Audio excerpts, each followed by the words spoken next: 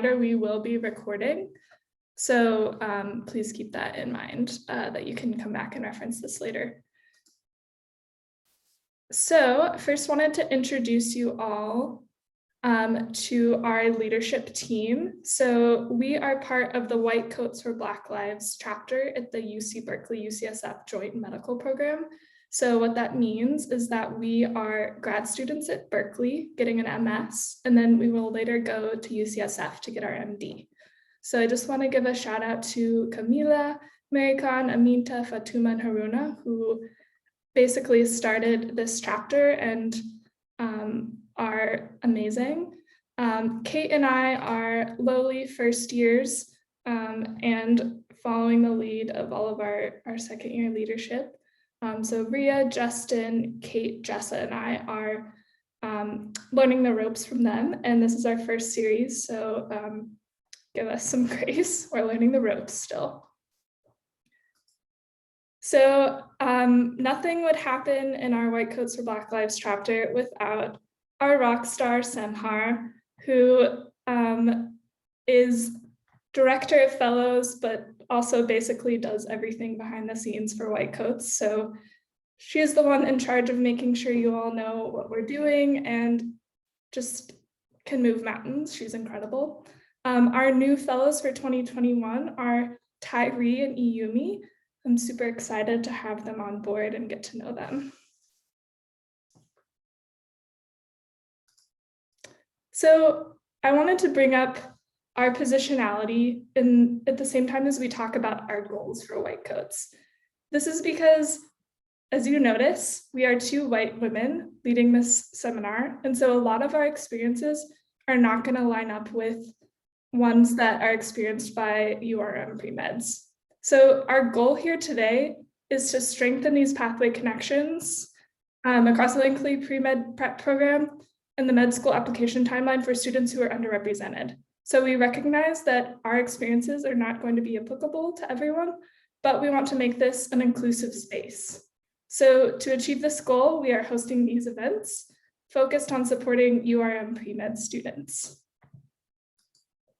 So as you know, there are still 2 more seminars after this one. So on Friday at 10, there's a seminar on public health research. So it's with the public health librarian at Berkeley, giving you an intro to research skills. I think it's going to be a really great opportunity. So make sure to check that out. And then in May 3rd is the personal statement workshop. So that goes nicely with what we're going to talk about today.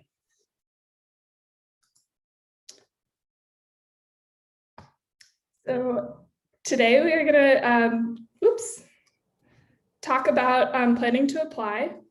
We're going to go through what the primary application is. We're also going to go through what the secondary application is, how to think about your finances during this time, some tips and myths, and then at the end, we'll follow up with some questions. Great, so I'll walk you all through a little bit of the planning and the primary. And I'm Kate. Thanks, Jess, for running through the introduction. And it's really nice to see all of you virtually. Hopefully we'll have a lot of time at the end for questions. And if you do want to take your camera off or turn your camera on, at that point, we'd love to see your faces, but no pressure. I know these things can be, sometimes you need to just keep your camera off. So just to kind of get things started. So we're, like Jess mentioned, we're JMP students. So we're getting an MD, but there is, of course, the DO degree as well. And we just kind of wanted to quickly give an introduction to this, even though we're not DO students. So we don't have a ton of expertise about this, but basically MD and DO are both doctors. You'll both degrees will allow you to become a physician. The DO degree has the added benefit of getting a little bit more holistic training, osteopathic manipulation, whereas with the MD, you're really looking at a very traditional medical training program. We just want to dispel any myth that one is better than the other, or that there's any sort of like hierarchy or any of that, because really MD and DO will allow you to become a physician, which I'm assuming is what you're interested in because you're here. So we will mostly be focusing on the MD process, but I just wanted to give a brief intro to those degrees. So we'll walk through a little bit of the planning steps. And just to get started, I also wanted to do a really quick poll and just to get a sense of where folks are in terms of their application process. So I have a poll coming out if you're able to check those. Perfect. See some responses.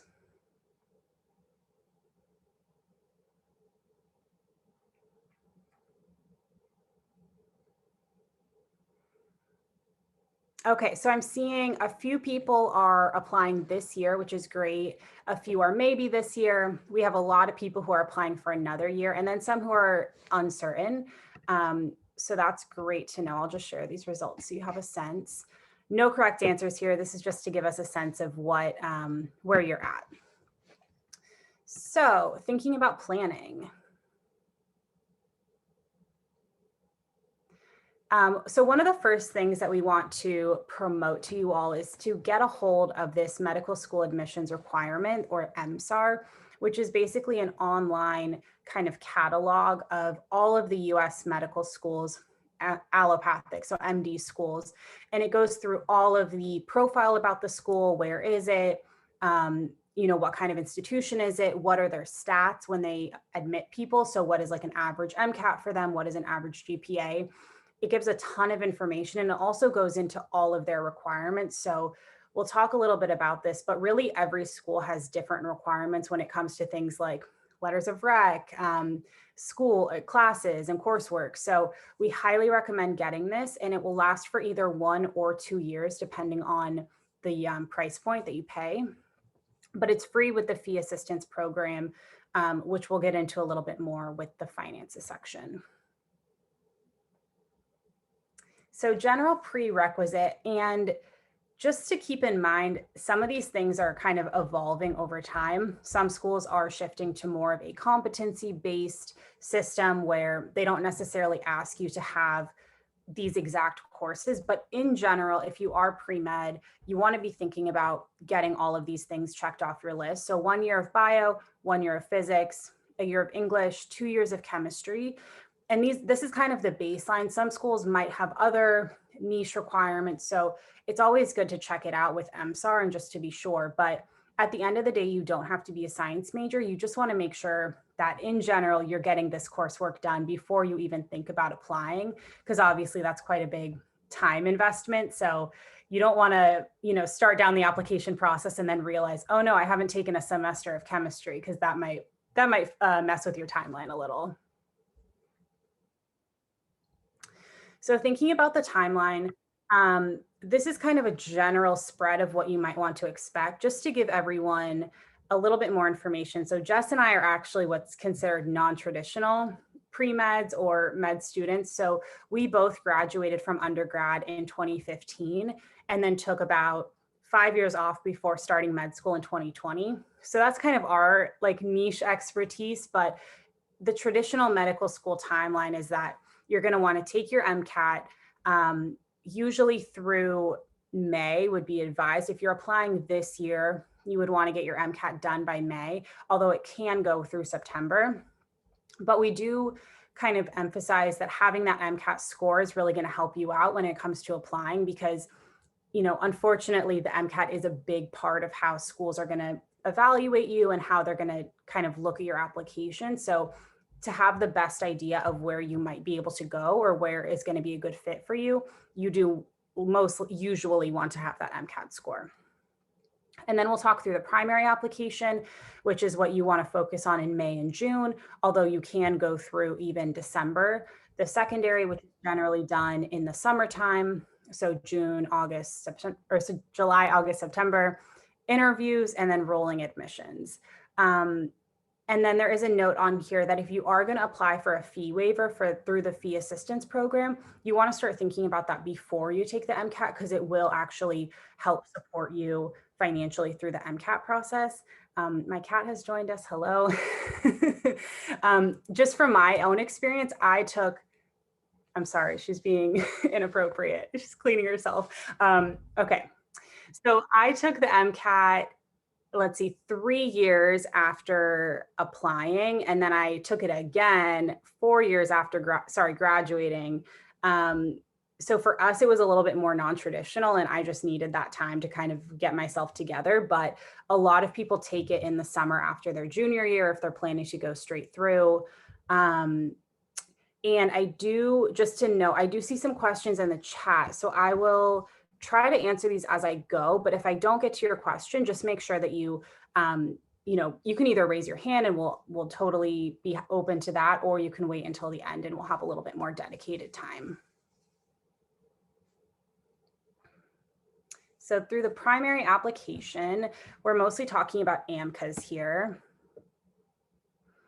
And before even thinking about submitting your primary, you want to think about that coursework that we talked about, having all of your extracurricular activities and the things that make you a great applicant.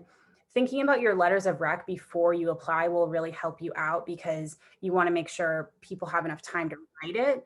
And then just getting ideas about your personal statement and having your MCAT done. So AMCAS is the application service that most MD schools are going to use. It opens on May 1st, and then you can submit starting on May 30th.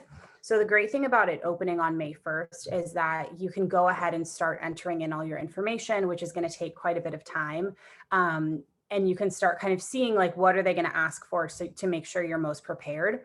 After the open date of May 30th, you can submit, and then it will take about 4 to 6 weeks for them to verify your application, which is basically the AAMC, like going through, checking to make sure that there aren't any errors, checking to make sure that you filled out everything correctly. And I do think that sometimes they will try to verify what you put in there.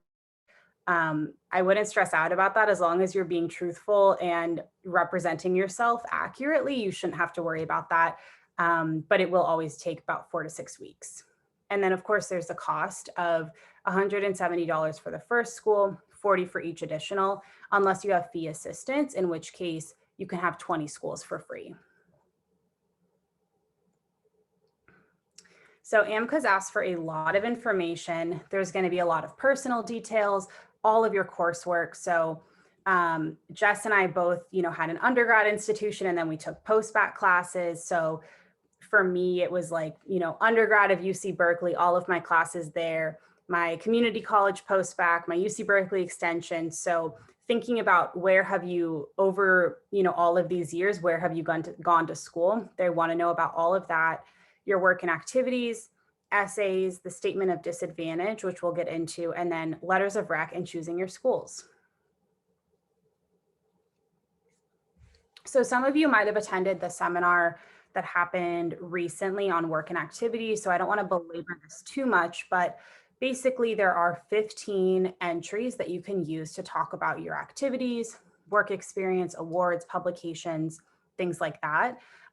You can choose 3 to be the most meaningful, and you get a little bit extra space to say why it was meaningful and how it prepared you to be a physician. The main thing that we want to highlight here is that you don't have to fill in every single space.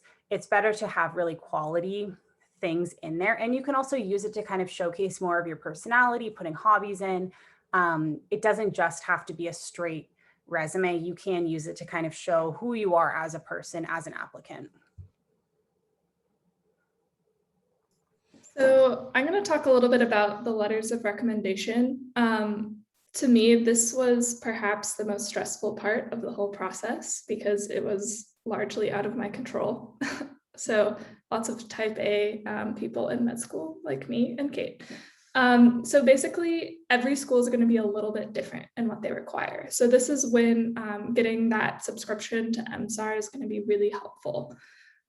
So you could even add this to your spreadsheet of requirements for each school, where you say what kinds of letters do they need. So the most typical thing that schools are going to want are 2 letters from science faculty and 1 letter from a non-science faculty.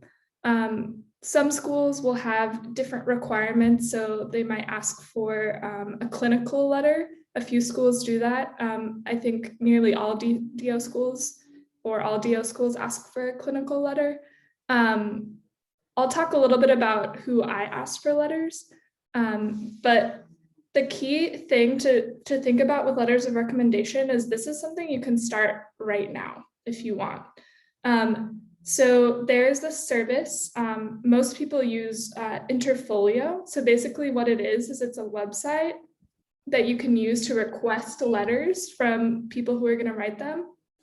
They store them for free for as long as you want. And then when you're ready to send them to schools, you have to pay $48, which is kind of a bummer. But what it allows you to do is ask for letters when people still know you really well. So like you finish a class and maybe in the month after you finish the class, you approach the professor and you're like, hey, can you write me a strong letter? This allows you to get these letters when people's impressions of you are still fresh. And I'll talk a little bit about my challenges with that and being a non-traditional student. So one thing that kind of helped ease my anxiety around asking for letters is remembering that this is a part of professors' roles. They are expected to write letters. So try not to feel bad about it. Give your letter writers plenty of time. I think the minimum would be 1 to 2 months before the deadline, but it's really best to ask right after you finish the class or even while you're still in the class. For one of my letters, it took, I think, 7 months for the professor to do it. So just keep in mind, if you can get them earlier, it's going to help you feel a lot less stressed during the process. So when you're approaching these professors to ask about letters, you want to ask them directly, can you write me a strong letter? If there's any hesitancy, you want to take that as a good sign that they're being honest with you and aren't going to write you a bad letter that will later get you in trouble. So I think that this becomes really important because letters can be one of the most important parts of your application. So if they don't know you well, this is really going to show. So this is when I would recommend thinking about who knows you the best. So for example, if you are in, say, a large lab course where you performed really well and you really got to know a TA or something like that, that is a situation where I would ask the TA to write you the letter and have the professor co-sign, because that TA is going to be able to add a lot of information about you and about your curiosity and your motivations than the professor would be. So I had to make the decision between asking a doctor who had just graduated from residency and a doctor who had like a very important academic role at a hospital. I chose the doctor who just graduated from residency because she knew me so much better. And when you are asking for these letters, give them a lot of information. If you have drafts of your personal statement, that's awesome. If not, you can just set up a call. Really tell them things that are going to round out your application. This is your chance to brag without bragging. So think about things that maybe you didn't have space to include in your application, and tell those things to your letter writers. Always update them and thank them. And remember that you don't have to send all of your letters to every school. So if you have kind of a random letter for to fill a clinical requirement, you don't necessarily need to send that to every school. And really think about if you're able to take classes that are smaller, those are going to be a lot easier to get to know the professor, and it's going to end up getting you a better letter. So I'm going to talk a little bit about my experience. So I graduated in 2015 from WashU. I did not do that great in undergrad. I had lots of C+ and B-. I didn't have, I don't think, any A's in my core prerequisites, but I did do pretty well in my upper level biology classes. I was working kind of odd jobs all throughout undergrad, and so I didn't quite have the longitudinal experience that I needed to get a good letter from work. So basically, I took 5 years off after graduating. I did a lot of work in global health, and then I later worked in clinical research at UCSF for 3 years. I have major test anxiety, so I also had a mediocre AMCAS score. I think it was close to the 10th percentile for UCSF. Just keep that in mind. You're more than your numbers. So basically, I did a 2-year informal post-bac at Berkeley Extension to improve my GPA. So I took 1 to 2 classes per semester while working full-time. And I thought as I mentioned before, asking for letters was probably the worst part of this whole med school application experience. So who did I ask for letters? So the first one was one of my science letters. I asked my undergrad immunology professor. This class was around 10 people. So I was pretty worried that the professor wouldn't remember me because I asked him, I think, 4 or 5 years after I took the class. But he still agreed to write me a letter, which was great. And he agreed to meet with me, and I basically overshared with the goal of hoping to get a letter with some good, unique kind of pieces of myself in it. And then I took a bunch of medical anthropology classes as an undergrad. And so I had my non-science letter come from a professor that I took 2 classes from. And then I did a research work letter from my UCSF boss. So the great thing about letters is they can kind of corroborate your most meaningful experiences from your activities section. So if there are certain things that are really important to you, like that you really learned a lot, you might want to think about having a letter that will kind of match those experiences that you talk about in your activity section.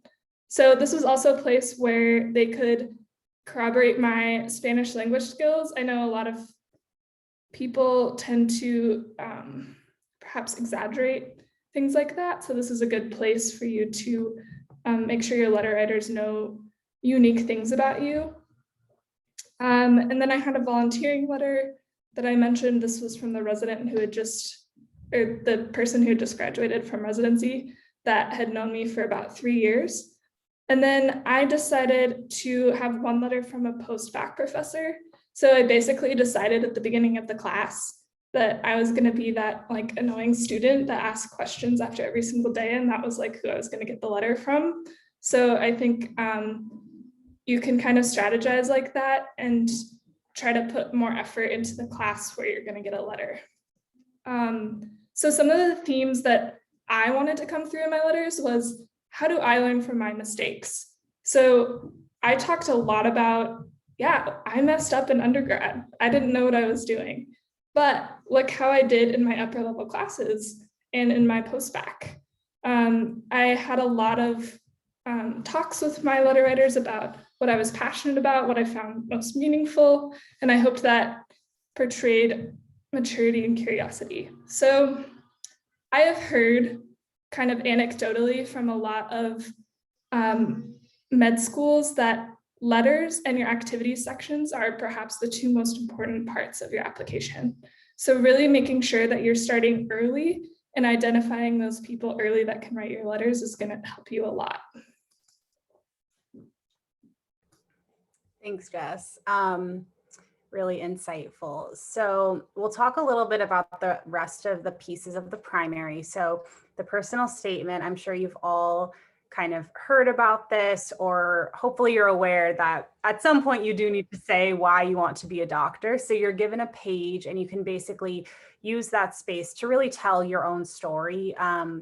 And this is really a great opportunity because in your work and activities, that tends to be kind of like your resume, what you would, at face value, this is like my activities, this is my experience. But this is a piece of the application where you can really talk about, who you are and use your own voice and kind of give your own narrative lens.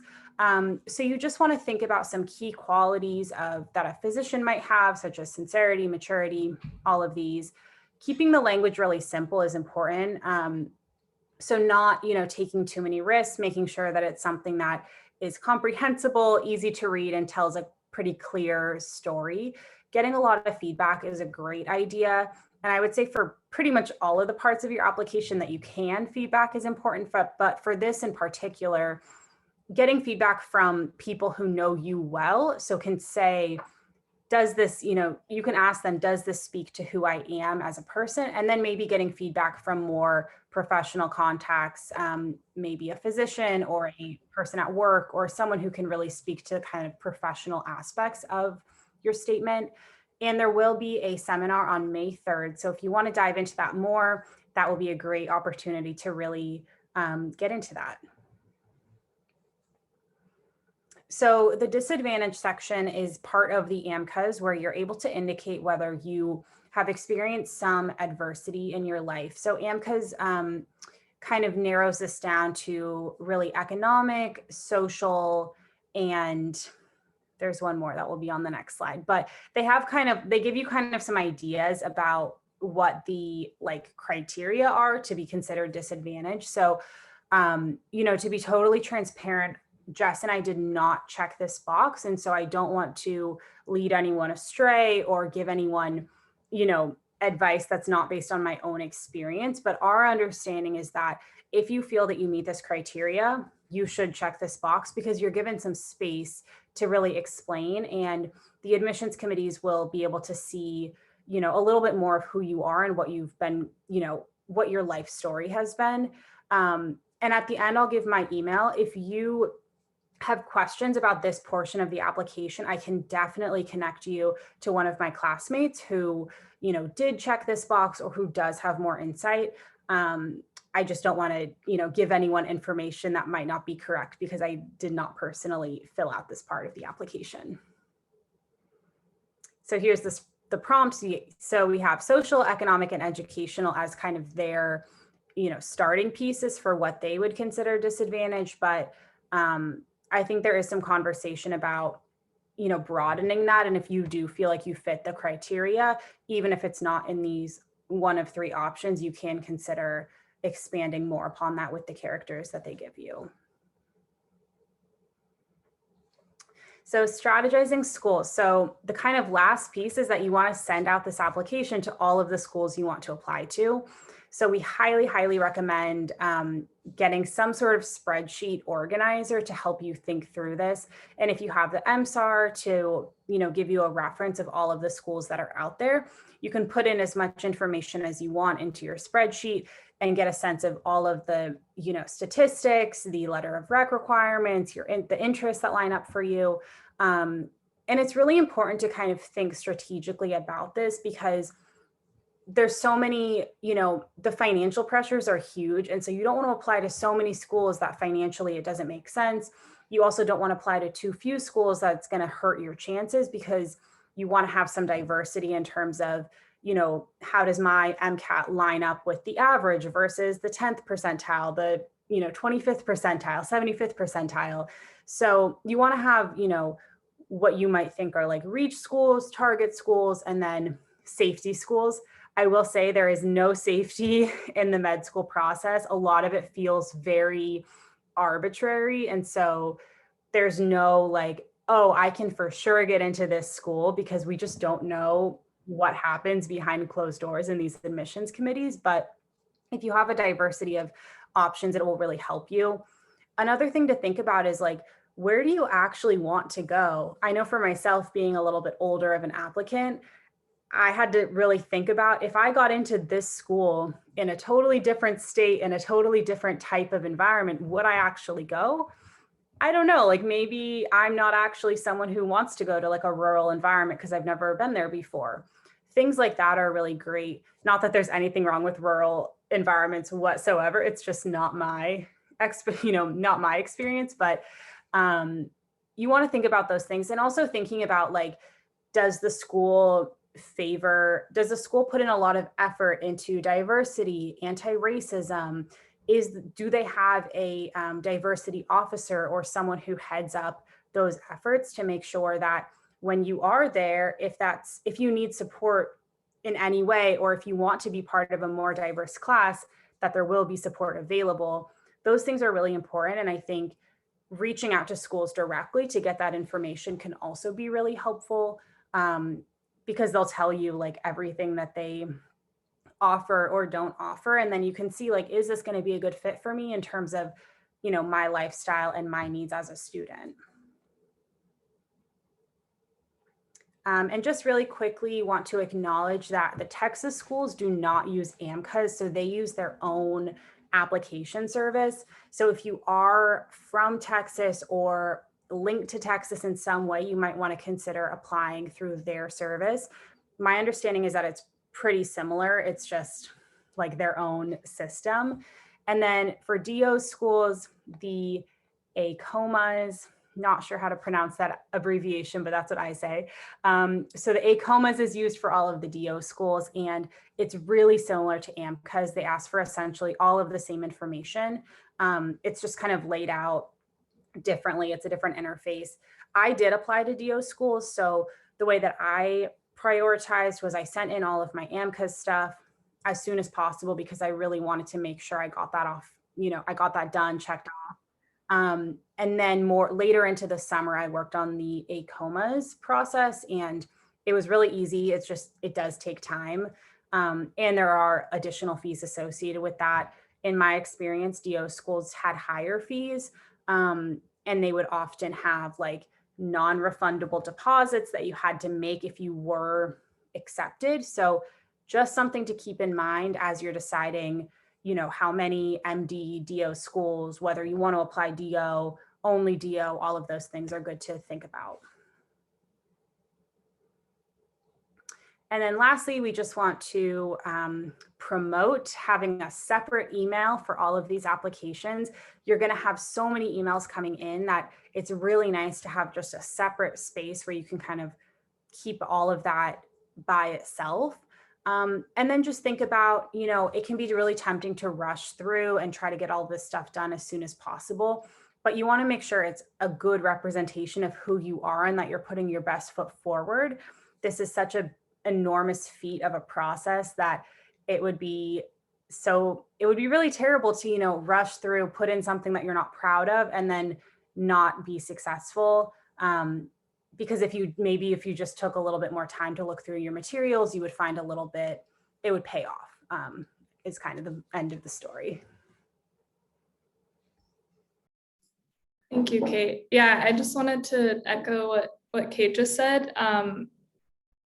The recommendation is that you submit your primary like as soon as possible, ideally in June, or basically June, and then that you submit your secondaries by Labor Day.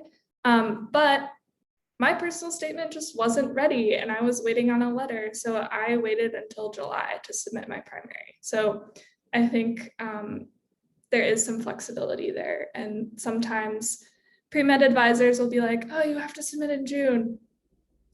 No, you don't. Just try to submit as soon as you can, as soon as you feel good about your application. So the secondary application is technically not part of AMCAS, but we wanted to kind of give you an idea of what it looks like. So basically what the secondary applications will be is each school will send you a couple additional essay questions to answer. This is probably kind of the most time-consuming process of the application, because you'll have to do some personalization for each school. So usually these essay questions are, like 2 paragraphs or so. Some schools only have 1 essay question, that's optional. Some schools, I think I remember there was one school that had 7 500-word essay questions, which is a lot. Unfortunately, this is also probably the most expensive part if in-person interviews aren't happening. You're gonna have to pay $30 to $150 per school. But it's important to keep in mind that if you qualify for the fee assistance program, many schools will waive these fees. Also, if you didn't qualify for the fee assistance program but are still having trouble paying it, you should always email the school and say, hey, I can't pay this, because schools will waive those fees for you. So it feels like every year they add like new things you have to do. So a new thing that was basically became universal for med school applicants when Kate and I applied was something called CASPER.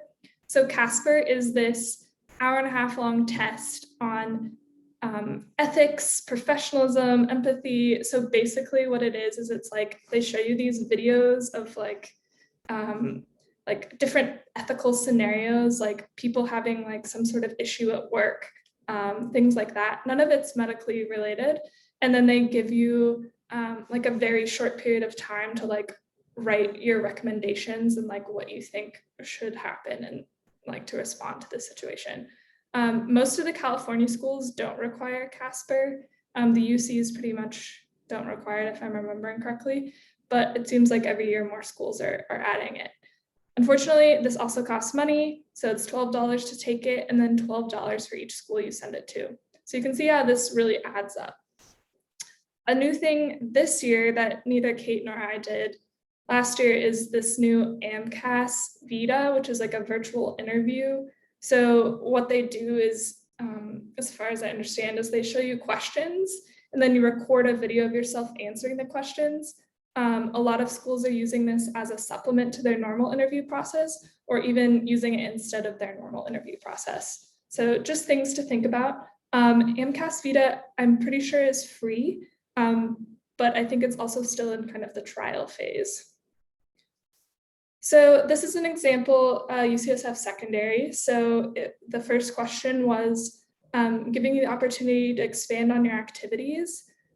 So I use this to talk about what I had done since I applied.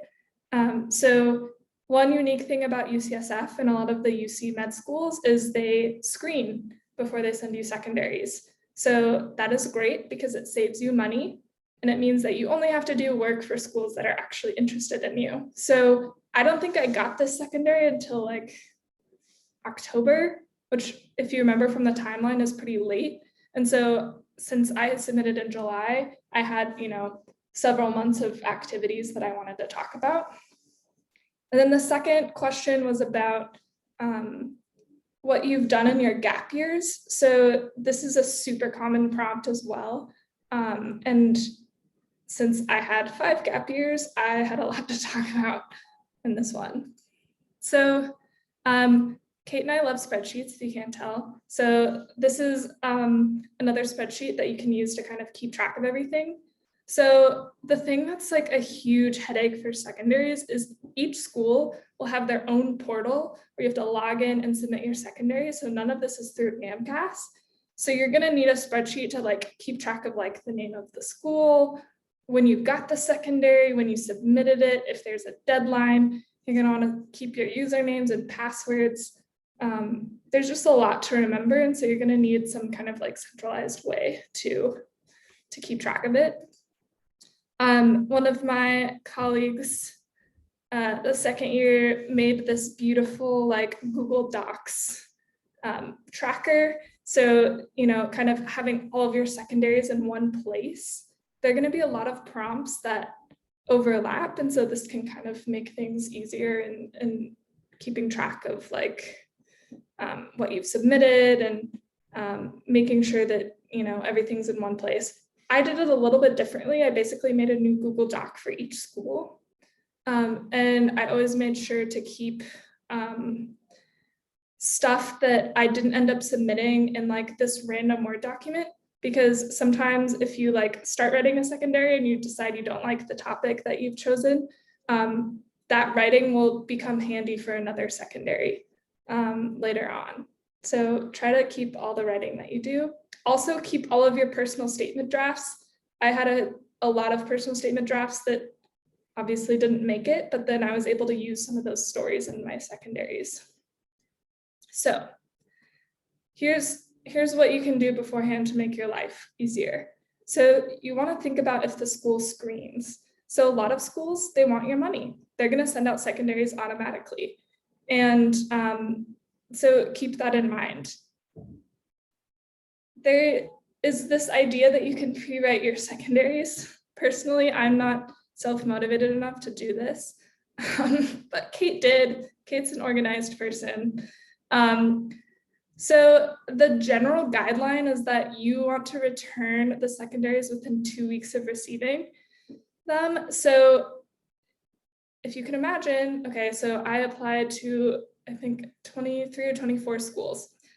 And within the first week of submitting and getting verified, I got probably 20 secondaries. So you can imagine that getting all those done within 2 weeks is pretty rough. But one way to think about it is, okay, here are these common prompts that keep repeating. I'm going to jot down some ideas for this before I submit my primary, or even whenever you want. And then you can kind of work with it and kind of rehash these prompts multiple times. So for example, the what have you done since graduating secondary, I probably saw like 6 or 7 times in varying lengths. And so once I wrote it the first time, it was really easy to kind of like finagle it to fit into like a shorter character limit. Yes, you can submit the same response. I'll talk a little bit about copying and pasting. It can get dangerous. You can accidentally put the wrong name of the school in, which is very bad. I think that like classic example is saying that you think that, you know, USC would be a great fit for you and send that secondary to UCLA, which is a big no-no. So I think that, yes, you obviously can, but you want to be careful about it. So I don't know if you all have heard of websites like Student Doctor Network. This is literally the only time I will ever recommend it. It is a horrible website. People are very mean. They told me I wouldn't get into med school, so don't listen to them.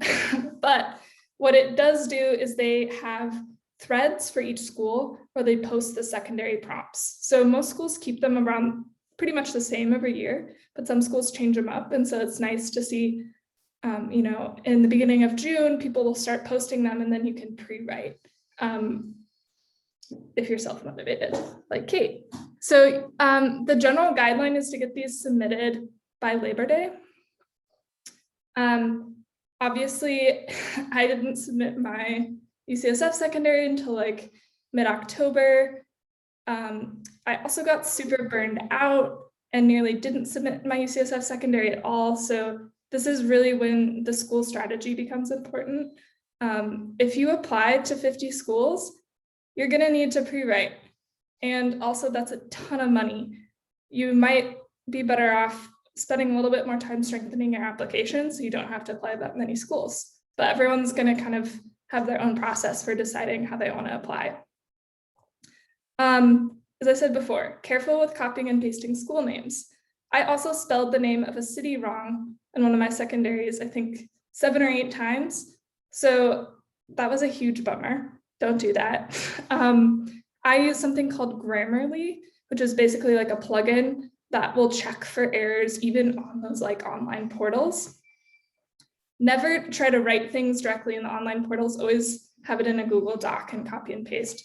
I learned my lesson that way. Same with AMCAS. Don't try to write anything directly in AMCAS, like your activities or your personal statement. Yes, secondary prompts do have character limits. Everything's going to be very different. Some schools are going to say 500 words. Some schools are going to say 500 characters. Some of them are very short, but it'll always specify. Think about your wellness. For me, I was working full time.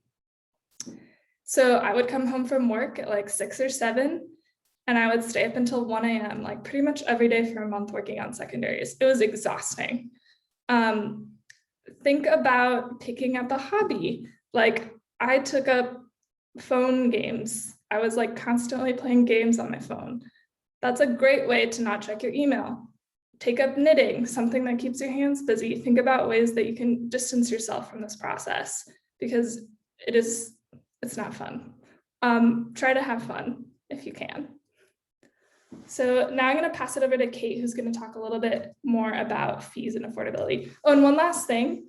One thing I wish I'd done is taken at least a week off to write secondaries or give myself a break. I did not. If you are able to do that, I think it would really help in kind of preventing burnout. Yeah, definitely, Jess.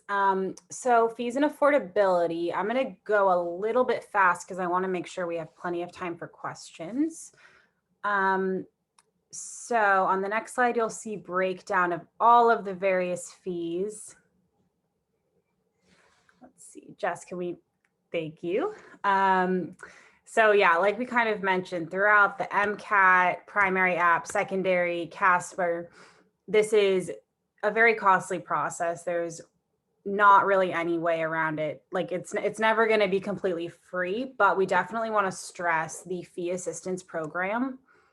So the AAMC has the fee assistance program, which will help to waive a lot of fees. It cuts down your cost for MCAT. It allows you to submit about 20 schools for free through AMCAS, but you do need to apply to it before registering for the MCAT to make sure that you can take advantage of all of what it offers. The eligibility is based on federal guidelines. I think I shouldn't say, I'm not quite sure, but it's some, ranking of the federal poverty level. So if you are eligible, it's really great to apply and to get some of that help. And then for resources, think about getting resources through pre-med clubs or other students. Passing materials down through people can be really helpful. Asking schools for assistance with fees, like what Jess mentioned, just asking and seeing if they are able to waive those fees is a really great idea. And I think, this is not something that, to my knowledge, that they would ever hold against you in your application. So it really does not hurt to ask.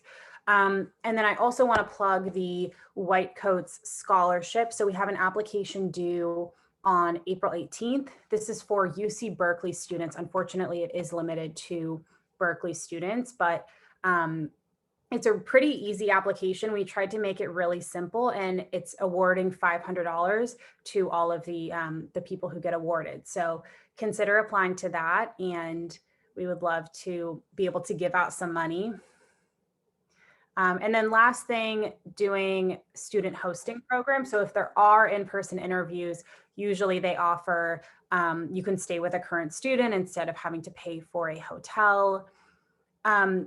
Cindy, for your question, the best thing to do would be to, email the admissions office. So if you get MSAR, you'll have a list of all of the people to contact. They have the admissions office.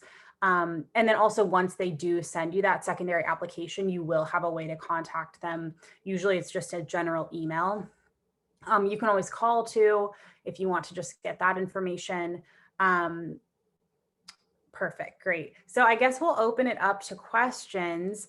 And I hope everyone can stay till 1 p.m. We do have a few kind of closing polls that we would love to get your input on, just to give us a sense of how this went for you. So we'll do that at the end as well. But if you have a question, please feel free to just come off mute, raise your hand, put it in the chat.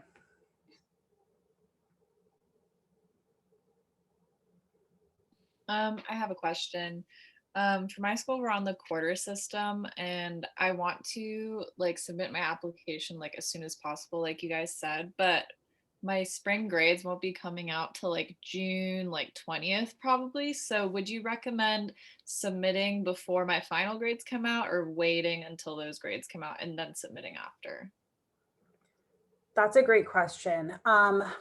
My understanding, and Jess, please correct me, is that you can submit your application, and then once your grades are final, you can send an update and just let the schools know how you did. I think it's totally fine to submit now, assuming that you're not, I'm assuming you're not anticipating you're going to fail a class. If you think there's any chance that you're going to fail or withdraw from a class, you might want to wait. Just that might have some repercussions, but in general, yes, you can submit as far as I understand.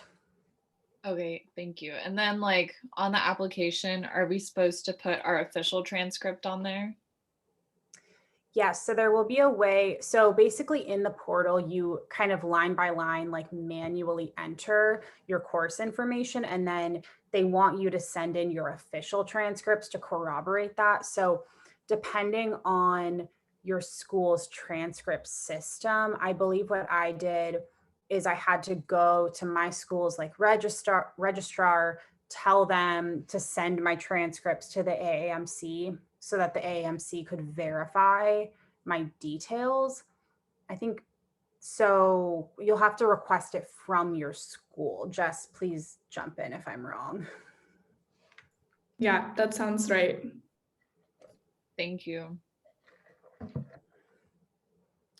I also just want to stress, I know this like pre-med stuff and applying to med school is so individual based. And so I hope everyone did not get the sense that we're trying to tell you exactly the correct formula of how to apply and how to get in, but we're just trying to give some general tips. Hopefully you feel like that liberates you rather than feeling like you're confined, but it is so individual.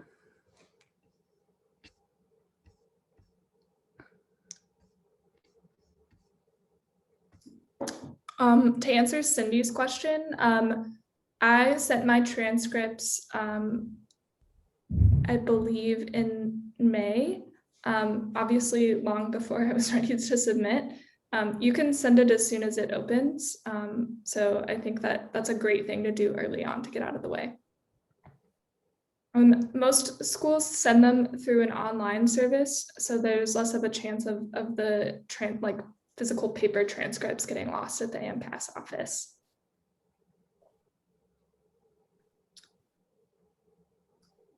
And Brian, I'm not entirely sure. I don't remember the verification process super well.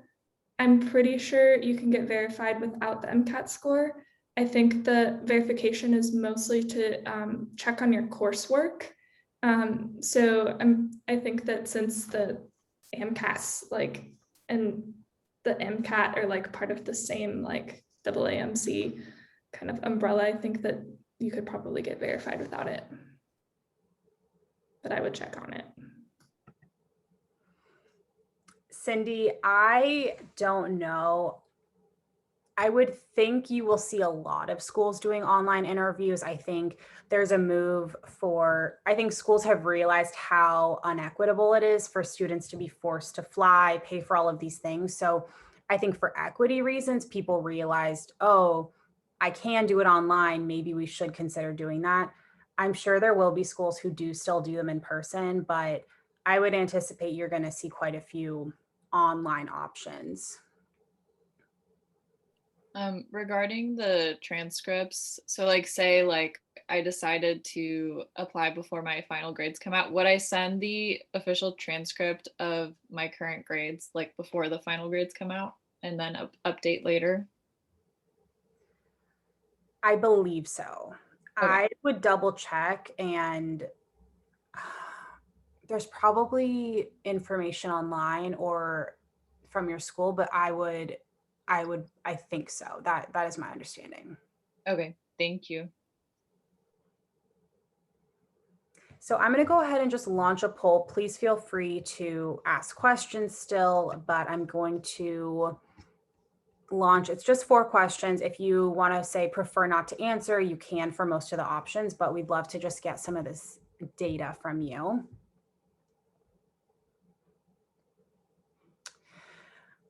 For the scholarship, I believe have to be a current student. And the reason is just because of the funding mechanism. It's like the way that the money is dispersed. I think it has to be to someone who is currently a student.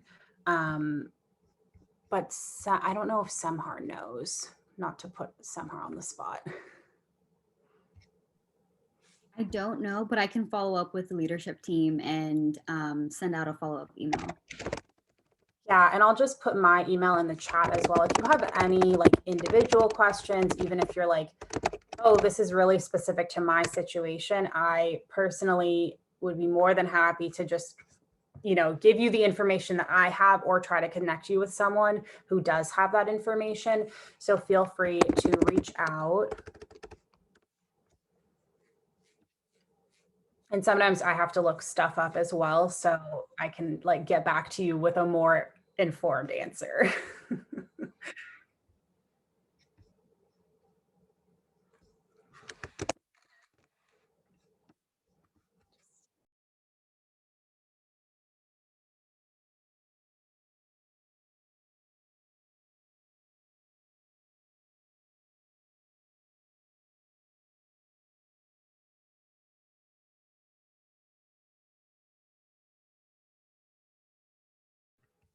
Other questions as we start to wrap things up?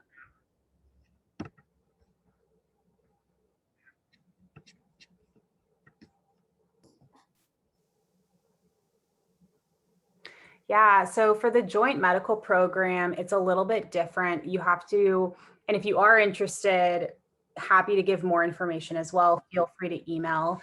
But you apply through UCSF, and then in your secondary application, you're able to kind of denote that you are interested.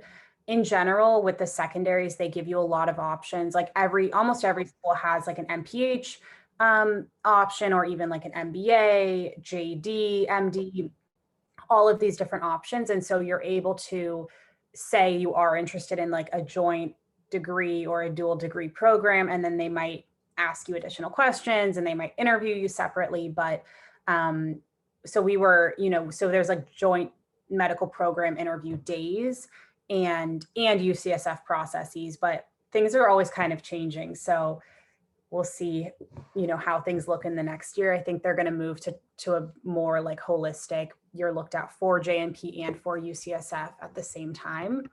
But for us, it was a little bit more separated.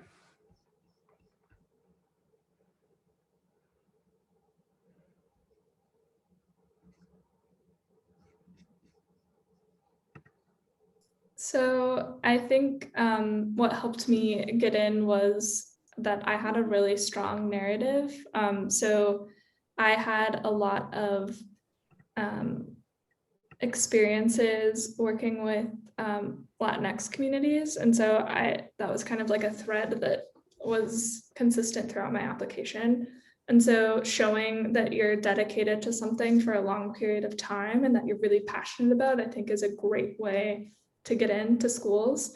I think Kate and I both kind of did it in a similar way, where we both had really strong passions that kind of aligned with really strong research experiences. So we kind of got paid to do research about things we were passionate about, which is a really great way to support the pre-med, expensive pre-med application process. Clinical research coordinator positions at UC schools are unionized, and so you get great benefits and you get paid pretty well. Diego. Hi, thanks.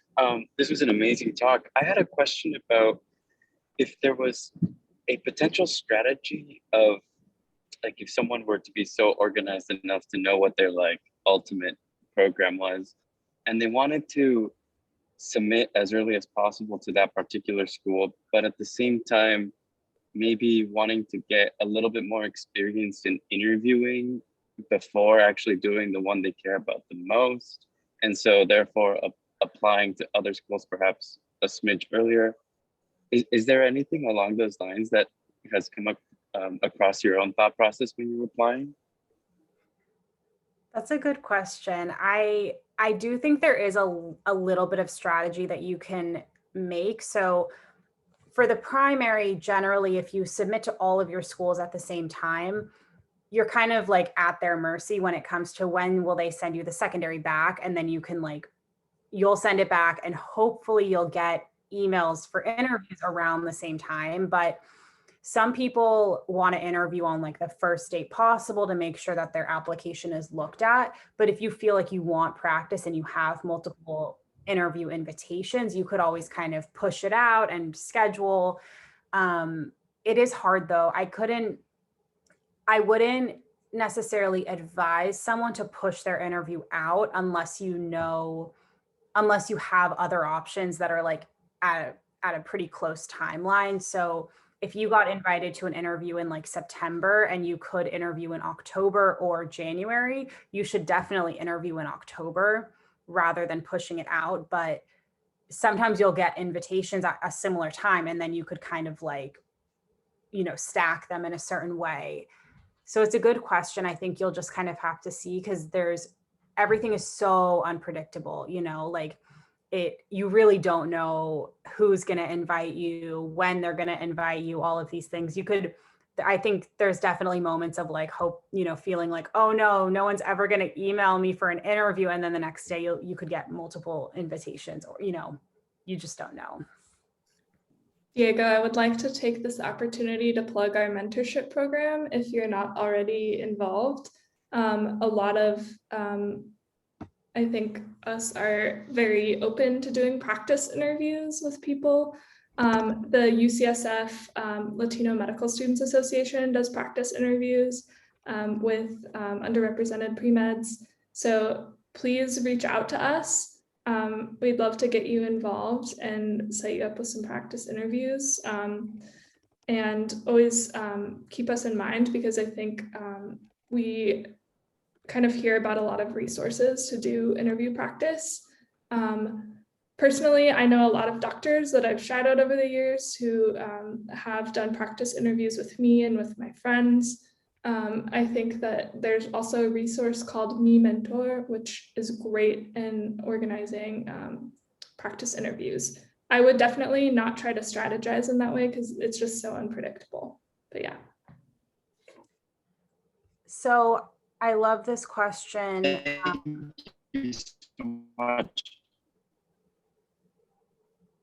Yeah, absolutely. So I think we'll finish it off with this last question in the chat, and then just invite you all to please email if you have any questions. And it's just my email on there, but I'll make sure to, like, if you say, I want to talk to Jess, I will absolutely let her know and forward that on. I wanted to speak to this clinical experience question because I was absolutely in the same boat. I pretty much only had clinical experience through clinical research, and that worked fine for me because I was able to talk about interacting with patients, interacting with physicians, and no one ever really seemed to question that. So I think this experience about being in the ER and at vaccine clinics, to me, sounds perfect. That sounds like more than a lot of applicants would even have. But I would also advise like shadowing. I think that's important experience. I would maybe do a little bit of shadowing just to say and just to have that experience. And I'm sure since you work with physicians, they might be able to connect you with people, but I wouldn't worry about like, oh, I need 100 hours of shadowing, or I need this. Like, to me, that seems like great clinical experience. Yeah, and you need to be paid. So that's great. All right, everyone. Well, thank you all so much for sticking around. I know we've run a little bit over, but it was so great to get to chat with some of you. I hope you found this helpful. Please reach out if you have questions, and don't forget about the upcoming seminars to learn a little bit more about the process. And I hope everyone has a great day.